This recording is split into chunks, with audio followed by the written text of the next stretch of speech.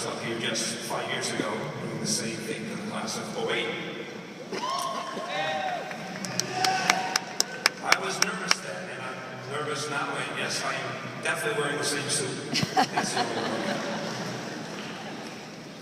I'm not so nervous about my voice cracking or messing up my mind as I am about making sure I do justice to the fine people in front of me. Truth be known, it was Kate Beloff who was the difference maker in my decision. She stopped me in the gym one day and told me that if I didn't speak tonight, that she would cry and her mascara would run down her face and ruin her graduation gown. She told me to picture what this would look like. I still wasn't convinced. I then pictured Kate in a different role. That of a field hockey goalie with a full body armor. Leg pads, shoulder pads, arm pads, a scary mask, and that giant Jason from Friday the 13th stick in her hand. So, and also a mascara and tears. So anyway, Kate and everybody, thank you for this honor. I am here. We've all seen many changes in our lives since the last time I was here. You were just kids then. You are all but adults now. I bought a new truck and I learned how to text, and you grew up. By all statistical measures, your numbers are good. Results of kneecaps, SATs, MCAs, and other standardized tests all indicate success. You should be proud of these accomplishments, but tonight, I'm not going to talk about numbers, because you are more, much more, than just a number on a report or on a spreadsheet. You have names. Names like Abby, and Dave, and Tom, and Brad, and Hayden, and Joe, and Cindy, and Caroline, and Mike, and Willie, and Jenna. Happy birthday lately, by the way.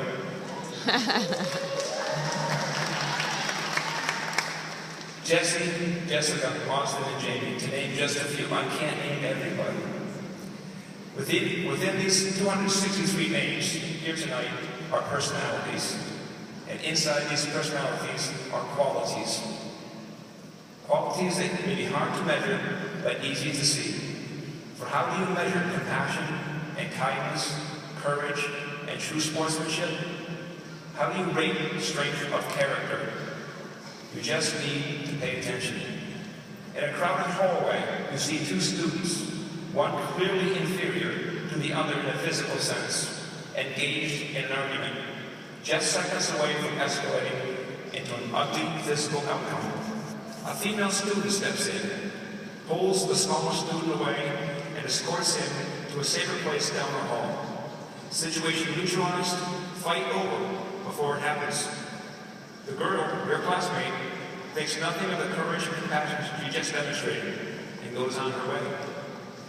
A member of our golf team, still reeling in the disappointment of losing our final match of the year, and in turn losing our only division title in school history, is the first to extend a hand of congratulations to the opposing coach, soon to be followed by the rest of the team. Being a good sport when you really hurt the most is when it really counts. Athletic competition is a place that you can see the best of human qualities on display. Some games are just plain beautiful to watch. Which sporting events are most pure? Some say it's soccer, when even a 1-0 score can be considered to be beautiful. Others say it dates back to the ancient Olympic Games, where the Greek athletes competed in track and field events in the nude. No thanks. In our time together here at Chariho, I've seen the best that sports has to offer, and it came in the form of unified games.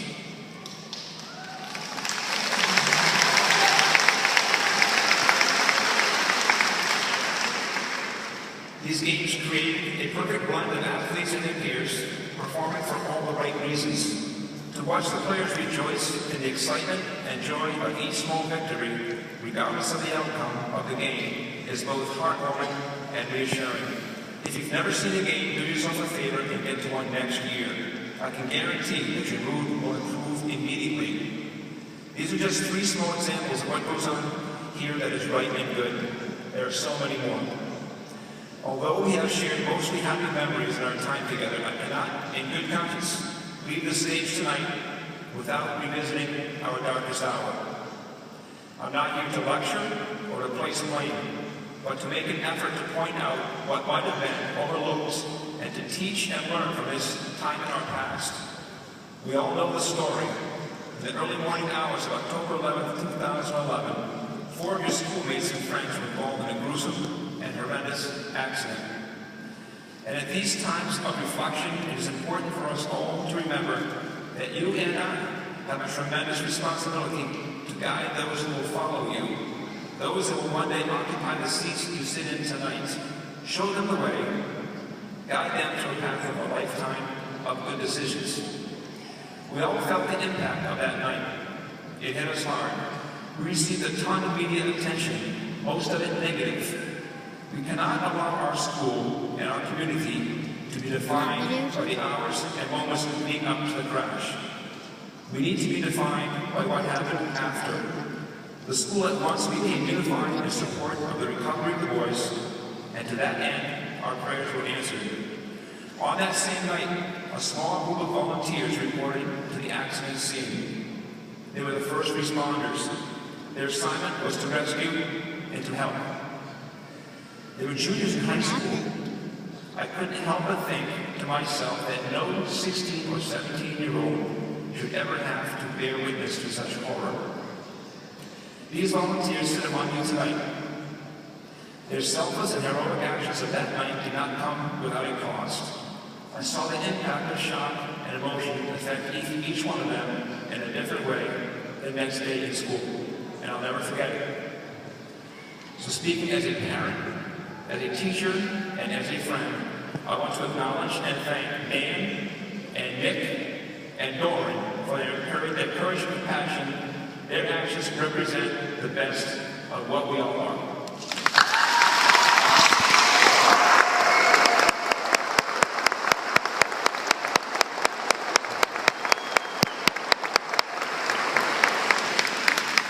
So let's take a lesson from volunteers everywhere, from Boston to Chariho. Extend these lessons to your personal lives. Be a first responder in the life of someone you love or someone you've just met. Rescue those with a damaged spirit. Help a friend or a total stranger to be safe. If we can graduate 263 first responders tonight, imagine the difference that we can make. Anybody out there scared to graduate? No? Okay.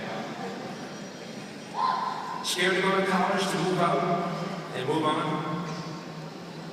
So am I.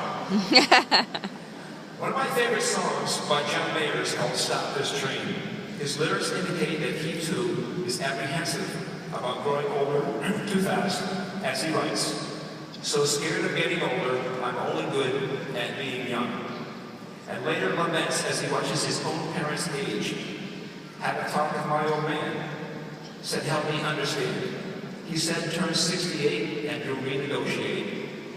After multiple requests throughout the song to stop this train, his father finally gives him what I consider to be his best advice.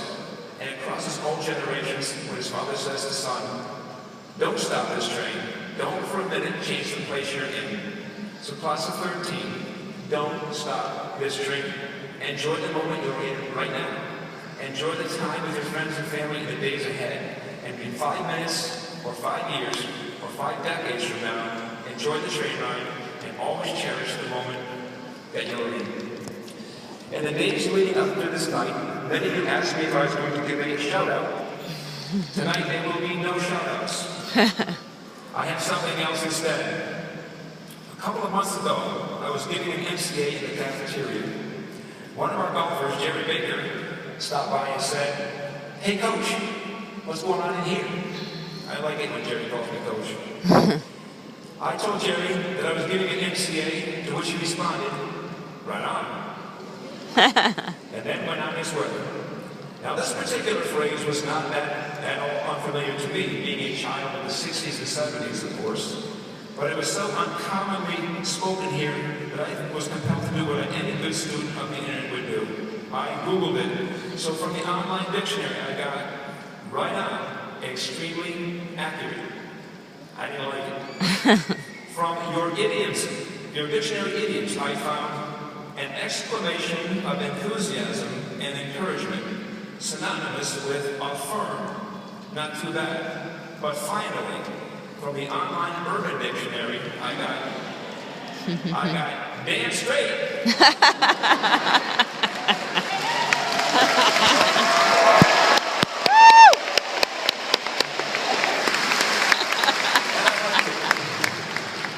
So tonight we'll forego the shout-outs and do some well-deserved write-ons. To the baseball team on a quest to become champions, right on.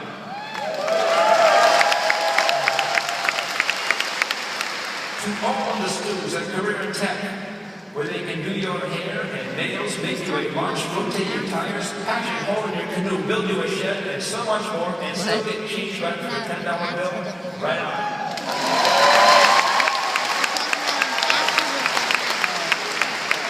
To future farmers everywhere, the foundation of our country and our school, right on.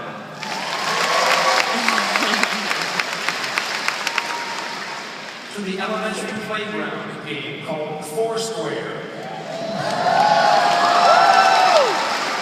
You guys have taken it to another level, so right on.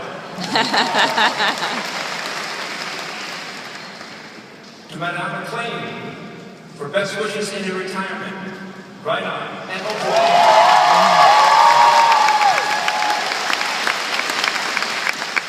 to Mr. LaFrance and Mr. Silva and Mr. Sheehan, all the old timers just like me, a big right on.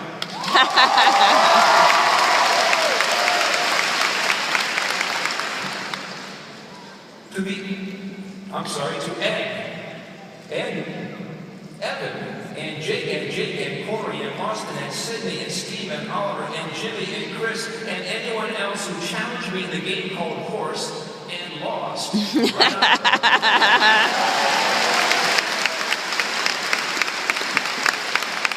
To the interns, especially those who had to endure 180 days of servitude to the tyrannical Mr. Shields. Right on.